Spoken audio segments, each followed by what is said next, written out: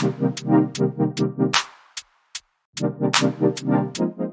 going on, everybody, and welcome to the Other Side of the Firewall podcast, where we talk about the latest and greatest in cybersecurity news, as well as we highlight those movers and shakers and glass ceiling breakers, those people of color who made it to the other side of the proverbial firewall. My name is Ryan Williams, and as always, I'm joined by Shannon Times. What's up? What's up? What's going on? I'm rusty. I have to take a breath. Welcome to the second episode of the new year.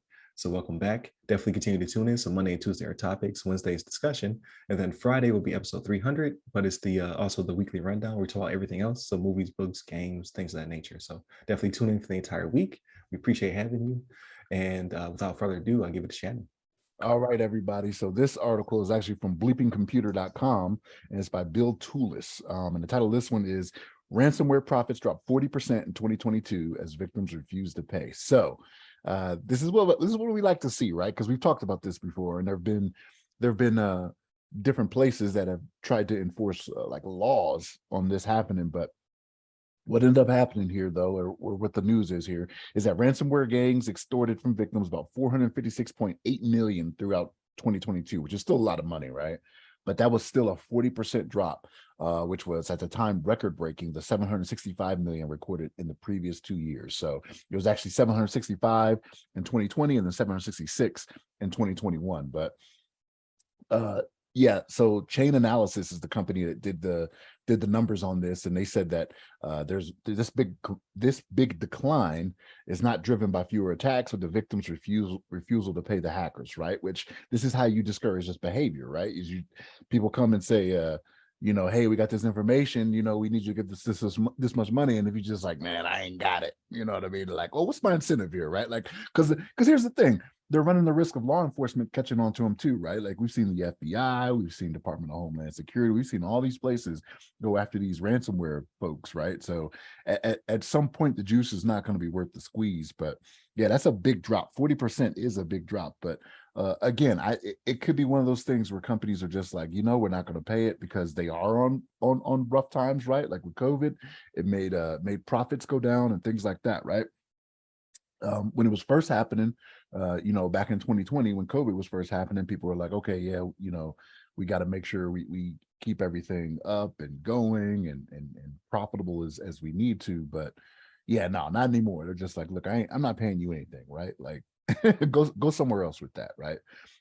But yeah, like they were saying, like it's just one of those things where the companies are like, we're not going to pay it. It should be, and it's a disincentive, I guess you would say, to the ransomware folks. I guess is how you would phrase that, disincentive, right?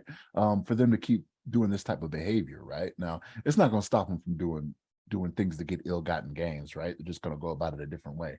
But yeah, it was a significant loss, a 40% loss in what they did. And like they even had a chart. They have the chart in here for like paid and did not pay. It goes all the way back to 2019. And back in 2019, 76% of people were paying the ransom, right? And then it was in 2020 it was 70%. In 2021 it was actually 50%. So they still made 766 million with only 50% of people paying, right? So that should let you know how much more they got into it, like with COVID, right? Because we talked about this before. Like during COVID, people were working from home. Like it was a lot more being online. It was kind of easier, probably, to profit from this because they just made it easier for the workers to work from home, right? So then they got all these other cyber vulnerabilities that they can capitalize on and things like that. But in 2021, it was 50% of the people paid, and they still made 766 million. Now, even though it's down to 41% paying, it dropped down to 458 million or whatever that figure was. 450, what did I say it was? 456? 456.8. Yeah. So yeah, I mean, I like to see this, right? Like if you, like I said, it should be a disincentive for them to do this, but this one of those things too, right? Where, okay, if they don't have this to go to, they're going to figure something else out, right? Like when people got the idle hands, they start getting smarter on what they want to do, right? Like they get better at what they're doing. Then they start going after LastPass, you know what I'm saying? So it's happening, right? But Ryan, what's your thoughts on this? No, I completely agree. Yeah, idle hands, right? Tools of the devil. So yeah, that is an interesting way to break it down. I didn't think about like only 50% paid, but it went up. It still went up by a whole $1 million. So that means that the attacks were just that much through the roof, right? They have these small smash and grabs on the moms and pops, but they're going for like large scale Ocean's 13 type situation when it comes to bigger corporations and businesses. But then you saw regulation come in, like you said. So you have the U.S. is trying to make it a law where you cannot pay. They've stepped their game up. They have CISA and Department of Justice stepping in to help out these companies, like your colonial pipelines and things of that nature.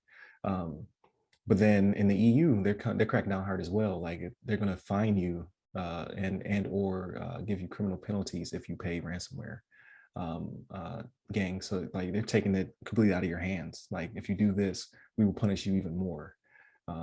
So there's that compliance and regulation on top, which is good for those bigger companies, but with the smaller ones and bigger ones, I should say, just having better backups, having a better uh, like network security and footprint, and some of the coming back to work might be helpful as well. Like I'm not completely for that, right? Like I like the remote work opportunities that are out there, but if you shrink the footprint of your network, you make yourself less vulnerable to bring your own device attacks, things of that nature, because they're within your enterprise at that point, as opposed to being home and hopefully being over VPN or some other encrypted means of communicating. But I say all that to say we're just getting better, right? Like, so it shows that the attackers are always cutting edge, tip of the spear, but the defenders are starting to step their game up to ensure that all this money is not being lost by companies, which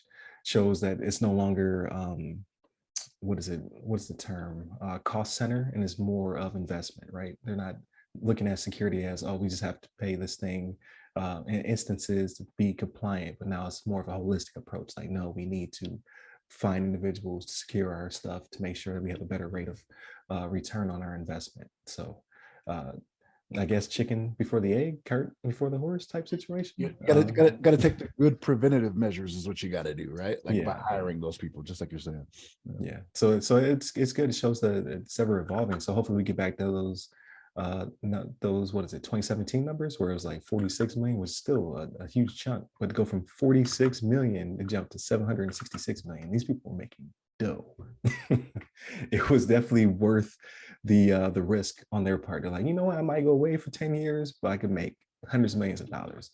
Now it's people just like, I ain't got it. Or completely ignore you, like I got backups. So we'll wipe these systems and we'll go from there. So like you said, I'd love to see it. I'd love to see the evolution. So just in the 2 years we've been doing it, it's a significant reduction and change, and just the mind share and productivity on this side of the house with the defenders. So good stuff. Hopefully, when we do this next year, we'll be down to those 2017 numbers or below. Like everybody's just like, we ain't paying.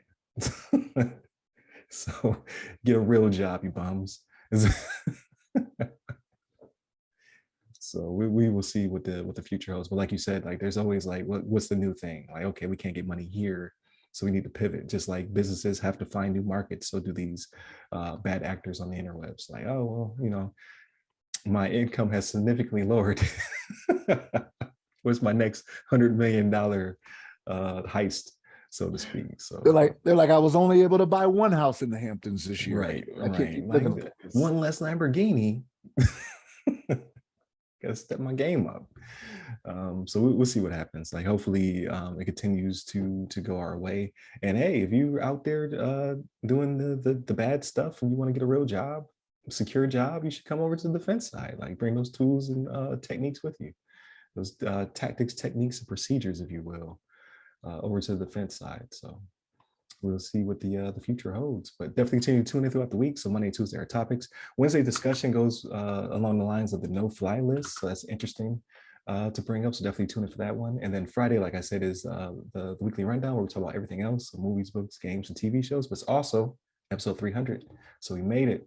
We're what, 2 years and like 2 months in already on episode 300. So we're definitely moving pretty quick. So tune in for that as well. Hit us up on our other social medias, and you hit me up personally. I'm at RY Security Guy. That's RY Security Guy. I'm on LinkedIn, Clubhouse, and Twitter. And stay safe, stay secure. Go Bills.